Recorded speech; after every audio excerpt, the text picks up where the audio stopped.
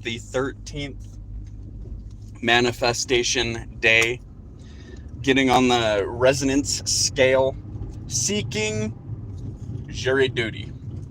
As you can tell, this is a different background than usual. I have a bit more of a busy schedule, but I'm getting more done. So, pros and cons. It's always a balancing game. As far as rants, I better not today. But I can touch up on a lighter subject. Take, for instance, forced confessions. I think, this is just me here, and the Innocence Project, and a few other like-minded companies and organizations and nonprofits, the tactics utilized against either perps, suspects, people of interest is so powerful. And I probably shouldn't crap on Canada, but even Canada, even where they're at, they ban some of the tactics that our law enforcement uses on a regular. So their version of the FBI and our version of the FBI, if our version did it, it would be able to be used in court. But if they did it in Canada, it is illegal to do. One thing in particular is the big dog. So it's kind of like weaponizing your brain's natural.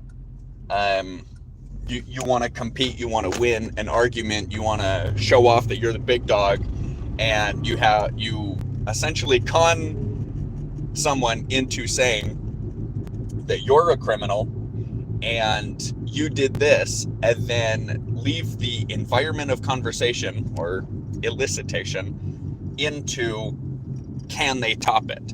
And even trained agents fall for this. They lie, they fabricate, they make up. I guess that's kind of fabricate. And because it is so powerful and it even works on trained agents, I don't think even the United States should have the right to do it, because it allows too much room for error, where similar to torture is wrong, period. And there is a lot of arguments that I have already discussed, not on here, but in person, where they're like, well, what about abuse cases? What about, taking advantage in SA crimes? And I'm like, yeah, those shouldn't happen either. That is a form of torture. That is situational torture for the victim. But in order for a society to do that to the perpetrator, I don't think that is right. Here's why. It means that the society and the people doing it, whether the agents, the attorneys, the prosecution, the mob, in some cases, because it's excuse me, let me think of the right word. It's court of public opinion, court of public appeals. And they turn themselves into the perpetrator because they dehumanize who they are attacking, the victim, the target, if you will. And I think that's wrong on all aspects, regardless of how terrible that person is. I think our court system, the worst that could be done should be the death penalty. The reason why, well, one of multiple reasons why, is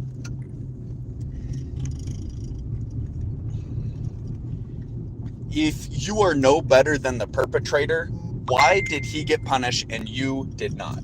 So I think that's a very, very dangerous game. I made a wrong turn.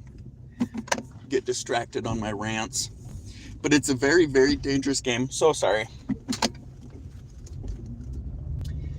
And if you are no better than the perpetrator, then it tells society, not directly but indirectly, that it is okay to hurt and torture and exploit certain people. And I think that is wrong. I think that is a form of slavery, just like America has slaves today. Is it the lower class? A lot would agree that yes, it is. A lot would agree that inmates or convicted felons or people charged with XYZ, whether it's misdemeanor or felony charges, state or fed, they are paid less. They are overworked. It's harder for them to get a job, a loan, a house, live in certain locations. And oftentimes they have to be initiated in a gang if they spent time in jail or a correctional facility, a prison. And they get tatted to join these gangs, because if you're not in a gang, everybody gangs up on you. And it is you fighting even three. 1 versus 3 is extremely... 1 versus 1, even the same size. If you're not well-trained, well-versed, situationally aware, that is a difficult fight. And even if you are, you can still be ambushed. It is difficult. You try to be aware of how those ambushes work, but then it strains you. You are constantly at a level red, anxiety-ridden, exhausting level.